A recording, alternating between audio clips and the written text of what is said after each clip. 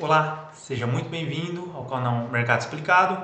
Meu nome é Vinícius Andrade, sou assessor de investimentos e no vídeo de hoje a gente vai falar sobre a reserva de emergência, algo que é fundamental a todos que estão iniciando a sua jornada como investidor, a sua construção de patrimônio de longo prazo, que também é um pouco desconhecida dos brasileiros, tanto da sua utilidade subestimada e também do seu conceito. A maior parte não sabe como estruturar uma reserva de emergência e os que tentam acabam cometendo alguns erros, alguns pecados.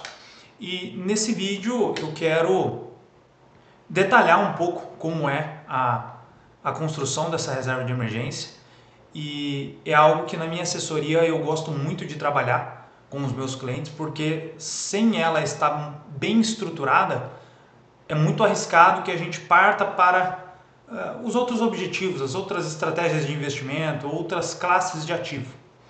Então, vamos a ela, tá? Bom, então qual que é o significado de ter uma reserva de emergência? Por que ela é tão propagada assim, ela é tão buscada, tão bem falada?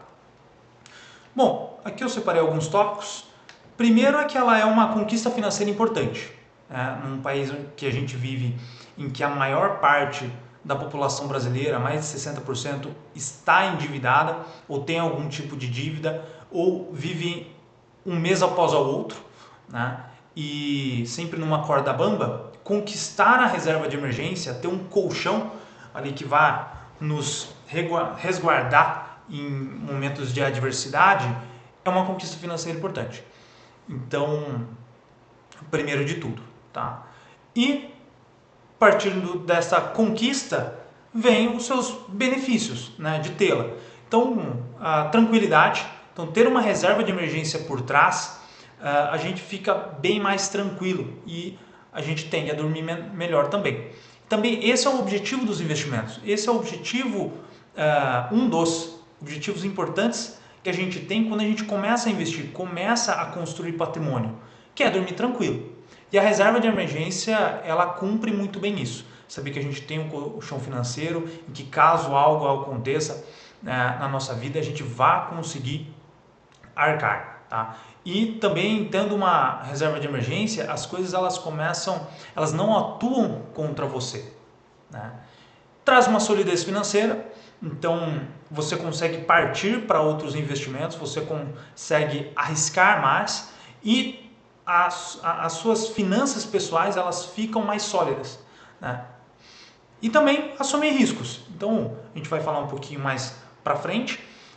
Assumir riscos no sentido dentro do mercado financeiro, seja iniciando investimento em ações, em fundos imobiliários, em criptomoeda, em investimentos internacionais, fazendo uma transição de carreira, iniciando um empreendimento, entrando de sócio numa outra companhia, né? Ela nos possibilita assumir risco, porque a parte importante das nossas finanças pessoais a gente já fez, que é deixar ela sólida, deixar ela capaz de lidar com as adversidades. Tá? Então, dado a importância e o significado da reserva de emergência nas nossas finanças, o que ela é de fato? Ela é uma parcela do nosso patrimônio em que é destinado, é reservado para emergências, como o próprio nome diz. Então é uma reserva financeira, um percentual que não, dependendo do seu contexto, da sua fase, ela vai ser maior ou menor, né? Pode ser que no começo da sua jornada, maior parte do seu patrimônio financeiro vai ser a reserva de emergência. Você vai olhar para o seu patrimônio financeiro e falar, não, essa aqui é a minha reserva de emergência. Ela toda é a minha reserva de emergência. E aí, depois que você estrutura, você vai partindo para outros investimentos, você vai realizando o investimento em outros ativos, a parcela vai ficando menor. Tá? Então, qual é a forma que a gente utiliza e como a gente utiliza a reserva de emergência? Ou nós deveríamos utilizar a reserva de emergência? Bom, nas adversidades da vida. Então, quebra do carro, quebra do carro não é modificação, tunar o carro. É é uma quebra em que te deixou na mão, né, que é extremamente importante para você manter o carro e continuar usando ele. E que o carro também tem uma importância e uma utilidade no seu dia a dia. Então, problemas na casa, então uma quebra de algo relevante dentro de casa, uma inundação, algo do tipo. Acidente pessoal de terceiros, então é algo que cedo ou tarde infelizmente acontece. A gente sofre algum acidente ou tem algum parente que tem, então a gente tendo essa reserva de emergência, a gente passa por esses momentos de forma mais tranquila. Não que seja 100% tranquilo, né? A tragédia vai ter feito ali, mas a gente tende a passar por esse período de forma mais tranquila, né? E demissão, e é outra coisa que também acontece em nossas vidas. Então a gente perde o emprego, passa por uma crise econômica, passa por um corte de custos e a gente fica algum tempo sem receber a renda. E aí a reserva de emergência ela vai servir para suprir o seu padrão de vida por um determinado período, né? Não é para sempre, mas enquanto você fica desempregado, ela vai servir para isso. Então, até que você se recoloque no mercado. E uma despesa inesperada, que aqui é uma classificação mais geral. Então, veio algo que é muito inesperado, a reserva de emergência ela vai estar para isso. Tá? E aqui um ponto importante que é o que ela não é. Né? Que é aí que está alguns perigos em ter uma reserva de emergência. Primeiro que ela não é um investimento para altos retornos. Então, em algum momento, quando a gente tem um dinheiro, né, que é o dinheiro carimbado, que ele fica direcionado para a reserva de emergência, pode ser que em alguns momentos no ciclo econômico, a gente passe por juros baixos, tudo mais, e esse investimento tem que estar em renda fixa, passando por juros baixos, o investimento ele tende a render menos. E aí a gente olha para aquilo e fala, poxa, tem que render mais isso. Então deixa eu pegar essa reserva de emergência e deixa eu jogar num outro investimento que esteja rendendo mais. Não é para isso ser feito. Então, a reserva de emergência ela é para ter um retorno razoável, não é para ter altos retornos. Tá? Altos retornos você busca com uma outra parcela da sua carteira, não com a reserva de emergência. O segundo ponto não é para utilizar em gasto do dia a dia, então algo que a gente tem que estar muito sob controle, que quando a gente vê aquele dinheiro parado e muitas vezes é um volume grande, e aí a gente se depara com algum gasto que a gente quer realizar, a gente sempre pensa na reserva de emergência. Fala, poxa, se eu pegar só um pouquinho para comprar isso, que não é uma emergência, você vai, ao longo do tempo, dilapidando a sua reserva, e quando vir um momento em que é para utilizar a reserva, de tanto de você ter lapidado aquilo, você já não tem mais. E aí você acaba passando sufoco. Tá? Então, não é para utilizar aqueles pequenos gastos do dia a dia, compra no shopping, mercado, compra de uma tecnologia e tudo mais. Tá?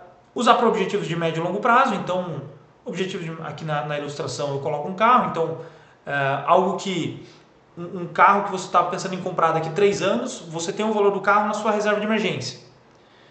Não é ideal, não é muito saudável, se a reserva de emergência é todo o seu patrimônio, você pegar esse recurso e direcionar para a compra do seu carro, ou para a compra, o atingimento de outro objetivo que tem um volume financeiro necessário maior. Tá?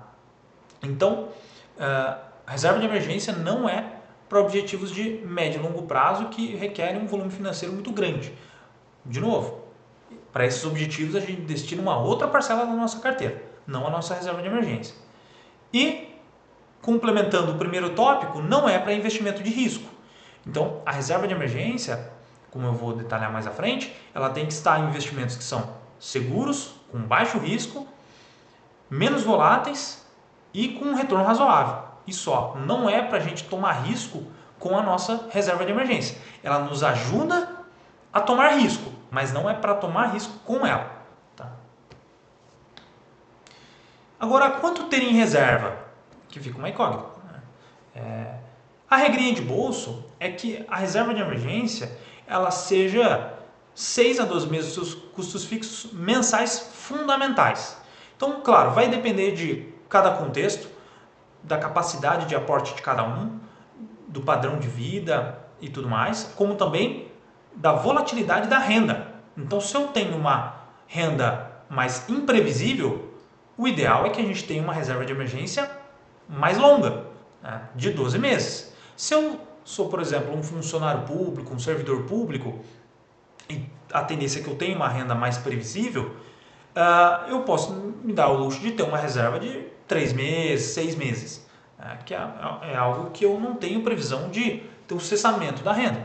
Tá? Apesar de que pode acontecer, mas não é o cenário nesses casos. Então, custos fixos mensais fundamentais, que é o aluguel, contas, então energia, conta de água, gás, etc., alimentação e educação. Então, somando esses custos mensais fundamentais que você tem, você multiplica por 6 e aí daria o período em que você deseja ter de reserva de emergência e aí vai resultar no valor em que você precisa ter nessa caixinha. Tá? Então aqui eu trouxe um exemplo. Então, se sua despesa mensal é de R$3.000, você faz uma reserva mínima de 6 meses, o valor dá 18 mil, e a reserva ideal, que é 12 meses, que é uma reserva mais robusta, é 36 mil. Tá? Pontos importantes na construção da reserva. Primeiro, que é o controle financeiro. Como que eu vou saber quais são os meus custos fixos mensais fundamentais? Só tendo um controle financeiro robusto e bem organizado. E nada melhor que uma boa e velha planilha. Tá? Então, ter todos os seus custos planilhados, os custos fixos, variáveis, extras, investimentos e renda, é fundamental para que você bata o olho, faça a conta, some e fala, poxa, essa é a minha reserva de emergência que eu vou buscar. Então, ter um controle financeiro rígido e organizado. Tá? E fazer ajustes na reserva, que é algo que o controle financeiro também ajuda. Então, ao longo do tempo, os preços das coisas vão inflacionando. As nossas contas, elas vão inflacionando. O que isso quer dizer? Elas vão subindo de valor, vão tendo reajustes ano a ano ou também mensal, né? Dependendo do período inflacionário que a gente esteja vivendo. Então, é necessário que a gente constantemente esteja fazendo ajustes na nossa reserva. Então, monitorando o nosso controle financeiro, é necessário que a gente some os custos, multiplique por 6, né, e veja se está batendo com o valor que eu tenho em reserva. Se tiver um valor menor, é importante que a gente faça esse reajuste. Fala, não, os meus custos mensais deu R$1.000 a menos do que eu tenho na reserva. Então eu vou lá e poupo R$1.000 e recomponho aquilo. Pronto, recompondo, eu tenho de novo meus 6 meses, meus 12 meses de reserva. E assim por diante. E, anualmente ou periodicamente, a gente vai fazendo esse ajuste. Tá? Assim como também uma nova despesa. Né? O custo aumentou, o padrão de vida aumentou, tem que fazer um ajuste na reserva também. Tá? Onde investir a reserva de emergência? E aqui é um ponto importante que todos devem ficar atento. Primeiro, seguir esses critérios. Então, a reserva de emergência ela tem que estar segura, ela tem que ser líquida e tem que estar num investimento de baixo risco. E quais são os exemplos de ativos financeiros que seguem esse exemplo, esses critérios? Primeiro, é o mais básico de todos, que é o Tesouro Selic. Passando rapidamente, mais para frente eu vou trazer alguns vídeos detalhando mais o Tesouro Selic, suas características e tudo mais. Mas basicamente o Tesouro Selic são títulos atrelados à dívida do governo. É um título de dívida que o governo emite para os seus cidadãos, né? Que emitindo remunera uns juros e o recurso captado é destinado para o pagamento das suas despesas, dos seus projetos e tudo mais. Então, o Tesouro Selic ele é considerado livre de risco, porque é um risco soberano, é o risco que você tem do país quebrar, entrar em default. Tá? Então, é o título de menor risco da economia. Tá? Então, aqui eu trouxe um exemplo de um título, né? Tesouro Selic, que se enquadra para a reserva de emergência. Então, a denominação ela tem que ser Tesouro Selic O vencimento, e aqui é alguns detalhes, né, sobre o título. Então, o título ele é identificado como LFT, Letra Financeira do Tesouro, é denominado como Tesouro Selic 2028. O risco ele é o menor de todos, né, entre títulos do Tesouro. O vencimento ele é para 2028, então o momento que eu gravo esse vídeo é em 2025, então tem 3 anos para estar vencendo o título. O indexador ele é Selic, então conforme a Selic sobe ou desce, ele acompanha esse retorno até o prazo de 2028. Então, aplicando, no vencimento você vai ter todo a Selic acumulada com rendimento. Só que ele rende diariamente e você pode resgatar a qualquer momento. Tá? Então, e quando você resgatar, você colhe o retorno que você teve até aquele período do seu resgate. Taxa de juros é um prêmiozinho de risco que tem 0,05 ao ano. E o preço unitário, aqui eu peguei via título público, mas o investimento no Tesouro Direto, que é a parte primária ali do investimento do Tesouro, ele é bem democrático, então está em torno de R$ 175 por título. Então você tem que ir de 175 a 175. E aí você pode vender de forma fracionária. Tá? Então, como sugestão, claro, isso não é um vídeo de recomendação, mas o que é recomendado pelo mercado para nós destinarmos a nossa reserva de emergência, o Tesouro Selic ele atende bem, né? E é a primeira sugestão entre o restante. Tá? CDBs, que é Certificado de Depósito Bancário, que são títulos emitidos por instituições financeiras, mais especificamente bancos, que emitem esses títulos para o mercado com o intuito de captar recursos dos seus clientes, dos seus investidores, né? E com esse recurso captado, utilizar nas suas atividades de crédito, emprestar o dinheiro aos seus outros clientes, a outra ponta. Tá? Então, aqui eu trouxe também um exemplo de um CDB do Banco BTG Pactual, que é um CDB que a gente utiliza também na assessoria para a reserva de emergência e a liquidez de curto prazo dos nossos clientes.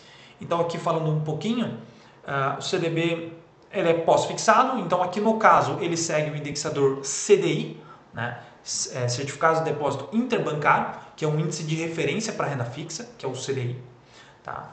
Ele é emitido pelo BTG Pactual, aqui sinaliza que ele é de liquidez diária, então você pode resgatar a qualquer momento, né? No dia seguinte você pode fazer o resgate. Ele vence em 2027, mas não importa muito porque é só por uma questão de imposto de renda, mas como você pode resgatar a qualquer momento, não tem problema ele vencer daqui 2 anos ou até um pouco mais. Tá? Então ele rende 100% do CDI, então ele é pós-fixado porque ele acompanha um índice, então se o CDI subir ele rende mais, se o CDI cair ele rende menos. Atualmente, no momento que eu gravo esse vídeo, o CDI está em torno de 15%. Tá? Então ele vai render ali diariamente, mensalmente, 15%. E no vencimento ele te dá o acumulado. Então é um CDB que tem um valor bastante democrático de aplicação, que é no mínimo R$50. Tá? Então o problema do CDB para a reserva de emergência é que se você está construindo a reserva de emergência, você não consegue poupar o valor, fazer um aporte no mesmo CDB. Você precisa comprar outro CDB, mesmo que seja o mesmo CDB. Então, o que eu quero dizer? Você aplicou o primeiro aporte para a sua reserva de emergência neste CDB. Se você for fazer outro aporte, você vai aplicar no mesmo CDB, só que ele vai ficar um embaixo do outro. Então, o valor ele não fica acumulado e não gera um compounding acima do R$100, por exemplo. Você aplicou 50, depois aplicou mais 50, 100, ele rende sobre os 50 e sobre os 50. Então, de certa forma, ele fica um pouco bagunçado na carteira. E quando você precisar do recurso, se você precisar da totalidade, eventualmente, que às vezes é muito difícil, mas pode acontecer, você precisa ficar fazendo vários resgates, o que não é muito prático. Mas, pelo menos você tem ali valores separados, né, que de alguma certa forma pode te ajudar no dia a dia. Então, se você está construindo a sua reserva de emergência, o ideal é que se comece por Tesouro Selic ou próximo ativo, né, que eu vou mostrar agora, que é um fundo de investimento, onde você consegue acumular no mesmo investimento e que fica mais organizado. E você consegue também separar na sua carteira. Mas, se você já tem um valor pronto, separado, você tem um montante financeiro aqui, tal valor, eu fiz a conta, eu tenho 100 mil, tá, eu preciso de 30 mil reais para minha reserva de emergência, eu posso jogar direto para o CDB, que é prático. Então você pega os 30 mil, joga direto no CDB e o valor ele fica ali carimbadinho. Quando você olhar a sua carteira, você vai ver que aquele ativo, aquele CDB é da sua reserva de emergência. Tá? E agora, um próximo ativo, que aí a gente já completa as opções, que é os fundos DI, que é um fundo de investimento tradicional, os chamados 175, que é o que a gente vê no mercado. E passando rapidamente, qual que é o funcionamento, explicando qual que é o funcionamento de um fundo de investimento, os investidores, eles pegam o seu recurso, depositam, entre aspas, na mão de um gestor que vai estar responsável por gerir esse fundo, né, gerir esse recurso na ferramenta de um fundo, no mecanismo de um fundo, e que pegando esse recurso nesta casca, né, de um fundo de investimento, ele vai ir ao mercado e vai investir em ativos financeiros.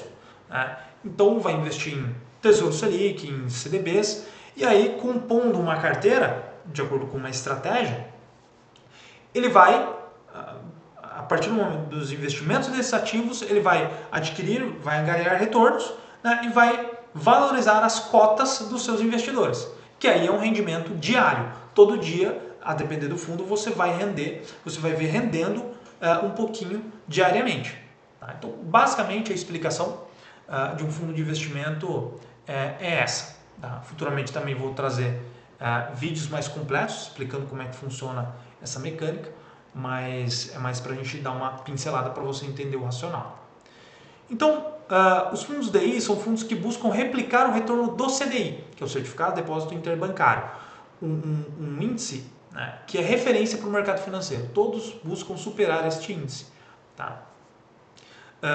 Investe em título público e de crédito bancário, majoritariamente. Então, quando você olhar a carteira do seu fundo de investimento, você vai ver que majoritariamente tem exposição em um desses dois títulos. Pode ter mais de um ou mais de outro, ou um pouquinho dos dois. Resgate em D0, isso é um ponto extremamente importante. Se você for investir em um fundo DI para sua reserva de emergência, é fundamental que ele seja em D0, porque quando vir a adversidade, você precisa utilizar a reserva de emergência que está nesse fundo, você precisa do recurso rápido. Então, o que isso quer dizer? Quando você solicitar um resgate, a depender do horário, e aí tem fundos que tem uma tolerância a horário diferente, então tem fundos que se você resgatar até as 15 horas o recurso cai no mesmo dia, até as 14 cai no mesmo dia, até as 17, até as 16 cai no mesmo dia. Tem se falado até fundos 24 horas, mas se você resgatar até o horário determinado para o fundo, para o recurso cair no mesmo dia, ele acaba caindo. Tá? Então esse é o significado do D0. Então é fundamental que se busque fundo com esse critério de liquidez, fundos D0, no máximo D1, mas a priori é que seja em D0. Tá? Valor mínimo, baixo para investimento, então a depender do seu aporte, mas majoritariamente esses fundos eles tendem a ser bastante democráticos para o investimento, eu vou dar dois exemplos mais à frente. Então tem fundos que tem um valor mínimo de R$100, R$50, R$500, mas o ideal é que tenha um valor baixo, porque a depender, né, do seu atual contexto e está iniciando a reserva de emergência, o aporte ele tende a ser menor, mas é um critério também importante. E por último, mas também não menos importante, é a baixa volatilidade. Então, conforme eu falei, reserva de emergência não é para buscar grandes retornos, não é para buscar grandes riscos, não é para tomar risco com reserva de emergência. Então, quanto mais conservador for com um retorno razoável, melhor. Então, o fundo que você for investir, ele não pode ser volátil. O que volatilidade quer dizer? É a oscilação, basicamente a oscilação do seu recurso diariamente, né, diante de um cenário, né, de mercado. de um acontecimento de mercado. Então, o que é importante olhar no fundo de investimento é que se historicamente ele oscilou menos. Então, isso quando você for buscar na nossa plataforma do BTG, você consegue visualizar isso. Então, uma volatilidade de até 0,20, 0,30 ao ano, né, ou também em todo o período, é fundamental. Tá? Então, aqui eu trouxe um exemplo do fundo do BTG Pactual, Tesouro Selic. Majoritariamente, ele tem posição em títulos do Tesouro. Né? Então, é ideal porque por trás deste fundo está ativos que é extremamente sólido, seguro e de baixíssimo risco. Tá? Outro ponto que eu gosto bastante é fundos antigos. Então, um fundo que está há bastante tempo no mercado e assim você consegue ver o histórico do fundo, a consistência do fundo, como ele se comportou em diversos períodos da economia, em diversos ciclos econômicos. Aqui, por exemplo, a data inicial do fundo é de 2008, então já consegue ver o histórico, né, como ele performa ao longo do tempo. Tá? Então, o benchmark ele busca o CDI, aqui você consegue ver também o CNPJ do fundo, a razão social, as especificações do fundo, quem é o administrador, quem é o gestor, os dois são o BTG Pactual. A classe, que é renda fixa, que é onde ele busca fazer investimentos, então ele vai fazer investimentos apenas em ativos considerados de renda fixa, que é, no caso, Tesouro Selic, as LFTs ou CDBs, que é crédito bancário. Tá? Subclasse, que é a duração livre e grau de investimento. Então aqui no caso é que ele tem uma flexibilidade no vencimento dos títulos que compõem a carteira, né? E também a questão de rating. Então ele pode investir em ativos que têm um grau de risco maior, risco de crédito maior, mas majoritariamente nesse fundo ele busca ratings de crédito maior, tá? Então duplo A+, triplo E. Tá? Aqui é um pouquinho do gráfico ao longo do tempo do fundo, então você vê que ele é bem conservador, ao ponto de às vezes até render em alguns momentos abaixo do CDI, tá? Mas então esse como exemplo aqui, não é uma sugestão de investimento, como exemplo ele serviria bem para uma reserva de emergência porque ele não tem estresse, não tem volatilidade. Tá? Então é um fundo em que você depositaria o seu recurso e não veria grandes oscilações. Aqui um outro exemplo que é um fundo que eu particularmente gosto bastante, que é o BNP Paribas, que é um dos maiores bancos da Europa. Tá? Então aqui tem as mesmas especificações do BTG, então tem a sua razão social, quem é o seu administrador, que também é o BNP, o seu gestor, CNPJ, classe, subclasse, o benchmark, também é um fundo antigo desde 2008, e o tipo do fundo, é um fundo de investimento tradicional. Tá? Aqui a rentabilidade ela tende a ser diferente, então consistentemente ele esteve na maior parte do tempo acima do CDI, no acumulado rendeu 400% até 13/10/2025, então superou o CDI de forma consistente, o que é interessante, e com baixa volatilidade. Então, também a tendência é que não tenha grandes sustos no longo prazo, porque o fundo ele já passou por diversos ciclos econômicos. Então, a gente entende como ele tende a performar ao longo do tempo e perante outros ciclos econômicos, tá? Outras crises também. Onde não investir a reserva de emergência, e aqui a gente já chega no final do nosso vídeo, tá? Que é importante ressaltar isso. Então, já falei o que não é a reserva de emergência, como não utilizar a reserva de emergência, e aqui também é importante ressaltar onde não investir a reserva de emergência, que é o que acontece, o que muitas pessoas tendem a fazer, tendem a deixar toda a sua liquidez em ativos de risco, alta volatilidade, e por alguns ativos terem uma alta liquidez, se eu conseguir resgatar a qualquer momento, eles pensam, não, se eu precisar do recurso, eu resgato. Mas por uma carteira sólida, bem estruturada, bem feita, não é ideal em que a reserva de emergência esteja em algum desses investimentos. Tá? Então aqui eu ressaltei mais ativos direcionados à renda variável, a classe de ativo renda variável, mas também tem ativos de renda fixa que não é ideal que se invista a reserva de emergência. Por exemplo, crédito privado, crédito bancário de bancos menos sólidos, mais risco, crédito privado no sentido de debenture, CRI, CRA, aí crédito bancário, LCI, LCA, LF, ativos de renda fixa que não seguem o critério que eu expliquei no começo. Tá? Então, aqui falando da parte de renda variável, não é ideal que a reserva de emergência esteja em ações, porque tem uma volatilidade muito grande. Fundos imobiliários, por mais que alguns fundos sejam consistentes no longo prazo, sejam menos voláteis que as ações, também é um ativo de renda variável, é imprevisível e que em alguns momentos do ciclo econômico, de crises econômicas, podem desvalorizar e ficar durante um período negativo. Então, quando você precisar do seu recurso, da sua reserva de emergência, a chance de você assumir prejuízos estando nesses tipos de investimento é grande. Tá? Então, ETFs, que é uma cesta de ativos, fundos de investimento. Mas, poxa, você não falou que pode pôr em fundos de investimento? Aqui é o mesmo alerta. Eu falei fundos DI, que seguem aqueles critérios, que perseguem o CDI, que tenham baixa volatilidade, que investam em Tesouro Selic, crédito bancário, de instituições sólidas, carteira pulverizada. Tá? Então, aqui fundos de investimento. Não vai investir a reserva de emergência em fundos de ações, fundos de multimercado, fundos de crédito privado, que tenham uma maior volatilidade, fundos internacionais e fundos de fundos de ouro, fundos de outras classes considerados de renda variável. Tá?